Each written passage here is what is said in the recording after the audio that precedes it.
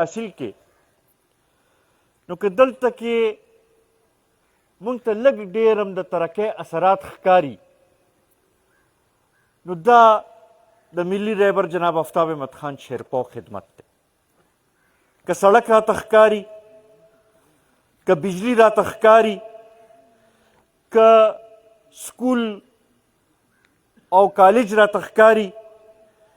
که اسپتال راته ښکاري، دا ټول د ملي رهبر جناب آفتاب احمد خان شیرپا د علاقې لپاره خدمت دی، د هغوی د علاقې لپاره یو جدوجهد دی. نن که زه دا دعوه وکړمه چې نن زموږ ډېر خلک په مختلف سرکاري محکمو کې هغوی ته نوکرۍ میلو دي یا مختلف زموږ ځوانان موږ سره میلو شي او څوک وایي چې ما ایم ای کړې ده، څوک وایي چې ما انجینیرنګ کړی دی، څوک وایي چې ما ډاکټري کړې ده، څوک وایي چې ما وکالت کړی دی. نو که په دې کې زه دا ووایم چې 90% خلکو چې دی هغه د ملي رهبر جناب آفتاب احمد خان شیرپا هم پکې یو لوی لاس ځکه دی چې هغوی دلته کې سکولونو دا نظام راوستلو، د سکولونو دا جال یې دلته کې پھیلاو کو او د هغې سره د علاقې کې تعلیم عام شو او د هغې سره چې دی د علاقې ترقي وکړه. نن عزتمندو یو ډېر عجیبه وخت راغلی دی. مونږ په دې معنی د چا خلاف نه یو که څوک د خپل پارټۍ لپاره احتجاج کوي، څوک د خپل لیډر لپاره احتجاج کوي، بلکل کوي دی. خو خالی احتجاج کول د هغوی ذمهواري نه ده. د دې صوبې کې ورته حکومت هم میلو شوی دی، احتجاج دې په خپل ځای باندې کوي، خو دې صوبې کې چې کوم ذمهواري ورته میلو شوې ده د هغې هغه ذمهواري هم سرته رسول غواړي. د صوبې عوام چې دی د هغوی د حقوقو تحفظ چې دی هغه د صوبایي حکومت ذمهداري ده.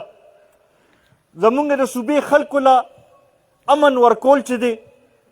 دا د صوبایي حکومت ذمهداري ده. نن که تاسو وګورئ نو صرف د 1 جنورۍ نه واخلئ او د 15 جولای پورې که وګورئ نو تقریبا 383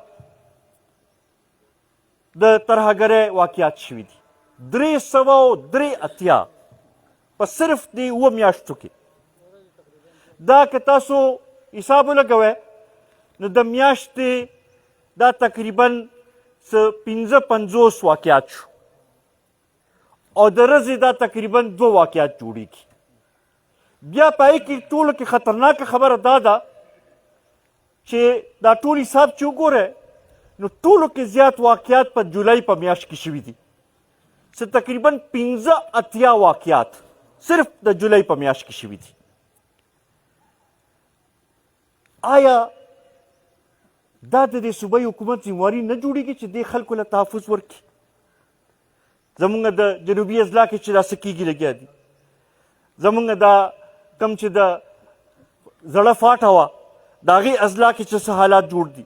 په باجوړ کې څه جوړ دي، په سوات کې چې څه جوړ دي، زمونږ دا علاقې هم څه هغه شانتې څه ډېر دغه پکې نشته. دې طرف ته توجه ورکول ټولو کې اول ذمهواري دا د صوبایي حکومت جوړېږي. آئین دا وایي چې د صوبایي حکومت چې دی امن و امان د هغې ټولو کې اهم ذمهواري ده. بدقسمتۍ نه د خپلې پارټۍ د مقصد لپاره، د خپل د قیادت لپاره، د احتجاجونو لپاره خو صوبایي حکومت سره ټایم شته. ټول ایم پی ایګان د لاهور ته خو بوځي چې یاره هلته کې لاهور کې ایم پی ایګانو سره زیاتې شوې دي، خو زما د علاقې هغه پښتنو په سر باندې لاس نه ایږدي چې د چا په کور کې یا دماکه شوي یا د چا مشر شهید شوي یا د چا میندې خویندې شهیدانې شوي د چا بچي چې دی زخمیان شوي د هغوی تپوس پکې نشته د هغوی په سر باندې لاس ایښودلو لپاره خو ټایم نشته د لاهور ته تلو ټایم شته دا بله ورځ ټوله ورځ احتجاج وشو په 5 اګست باندې بلکل وکړه خو یو ورځ دا به مې درخواست وي چې یو ورځ کم از کم د غریبو خلکو له ورکړه د دوی په سر باندې ملاس کېده د دوی چې کم مسایل دي هغې طرف ته توجه ورکړه دوی له تحفظ ورکول چې دی دا ستاسو ذمواري جوړېږي بیا ورسره زمونږ د پولیس ورونه چې دي روزانه په بنیاد باندې د هغوی وینه تویېږي لګیا ده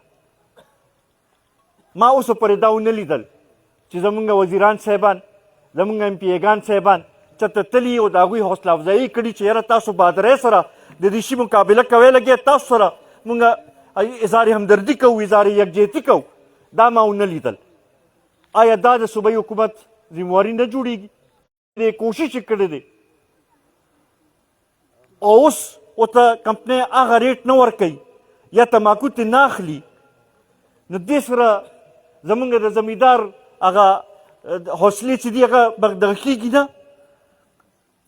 دا ذمواري د صوبایي حکومت نه جوړېږي هغه به چلي او هر یو هغه ته به هغې کې فایده رسي خو بدقسمتۍ نه داسې صوبایي حکومت راغلی دی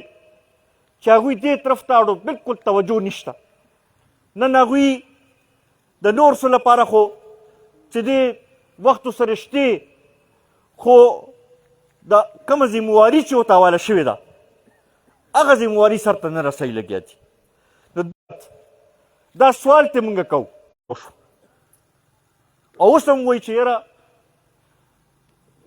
د نورو چې دی هغوی وخت تېر کړی او مونږ تاسو ته خو 14 کاله حکومت یو پاټی نه دی کړی نو د دې ورسره حساب کتاب پکار دی او که نه تاسو راته پخپله د دې جواب تاسو راته دغه کوئ عزتمندو همدې لپاره به راپاسو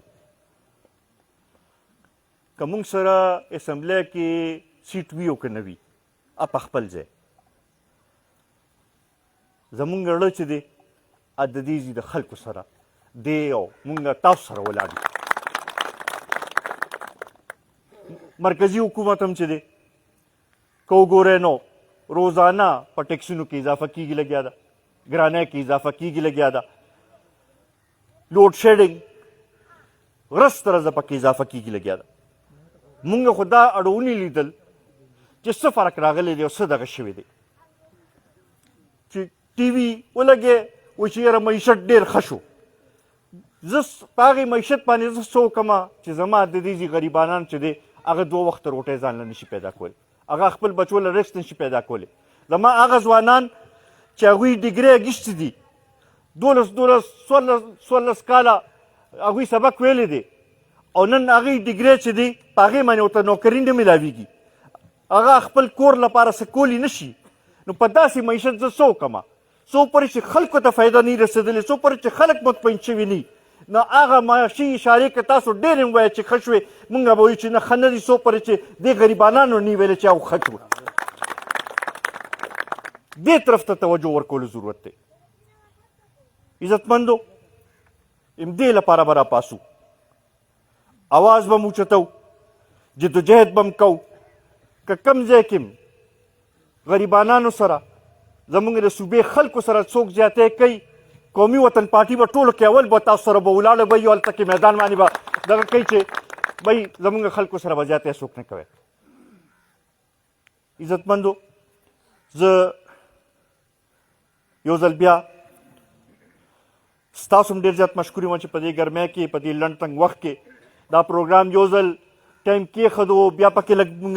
تبدیلي پکې راله بیا واپس کېښودلی شو نو په دې باندې هم ستاسو مشکور یم چې د هغې باوجود په دومره ګڼ تعداد کې تاسو رالی او په دې کې شریک شوې کومو ملګرو چې په دې کې کردار ادا کړی خصوصا شمس رور او نواز چې پکې لوی اهم کردار ادا کړی زه د هغوی هم ډېر زیات مشکور یم د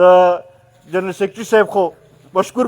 یو چې دوی هم پکې یو کردار ادا کړی زموږ نوی تنظیم ټول زموږ چیرمین صاحب هم پکې کردار ادا کړی د هغوی هم مشکور یم دا کوم مشران چې نن موږ سره شامل شو د هغوی هم ډېر زیات مشکور یم. انشاءالله ستاسو د حق لپاره ستاسو د مسایلو د حل لپاره به هر وخت حاضر یو او انشاءالله دا علاقه به د ترقۍ په لار روانه وو. ډېره مهرباني.